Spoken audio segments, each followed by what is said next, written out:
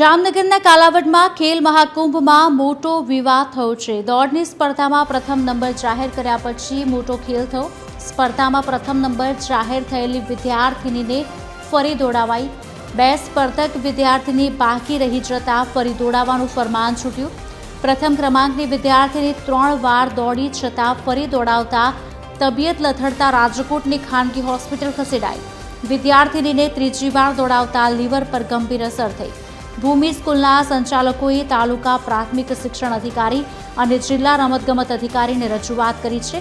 પરિવારની માંગ છે કે જવાબદાર અધિકારીઓ સામે કડક કાર્યવાહી થાય। સમગ્ર મામલો શિક્ષણ મંત્રી રીવાબા જાડેજાને ધ્યાનમાં આવતા તેઓએ જિલ્લા શિક્ષણ અધિકારી અને જિલ્લા રમતગમત અધિકારીને જવાબદારો સામે કાર્યવાહી કરવાના આદેશ આપ્યા છે।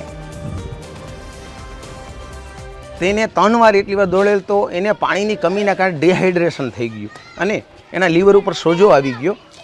એ મેં રાજકોટ બતાવ્યું। આ બાદ હવે હું એ કહેવા માગું છું કે મારી બેબી બીમાર થઈ ગઈ, 3 વાર દોડાવી, એને તબિયત બગડી ગઈ, તો આનો જવાબદાર કોણ?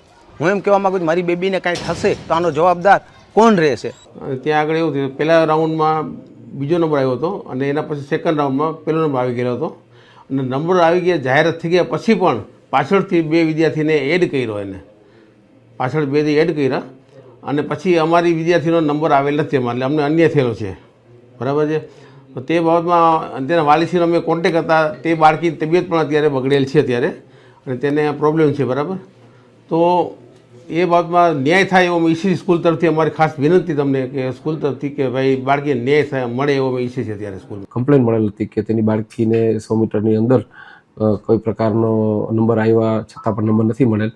એટલે કમ્પ્લેનના આધારે હું ખુદ રૂબરૂ કાલાવડ ખાતે જઈ કાલાવડની જે આખા આયોજક ટીમ સાથે રૂબરૂ મુલાકાત કરી, રૂબરૂ એની મિટિંગ લઈ અને ખરેખર બાળકીને ફરિયાદ અને જે આયોજકની વિગતો મેળવી અને બાળકીનો જે નંબર આવેલ છે તે માન્ય રાખી અને આપણે પ્રકારે બાળકીને નંબર આપેલ છે।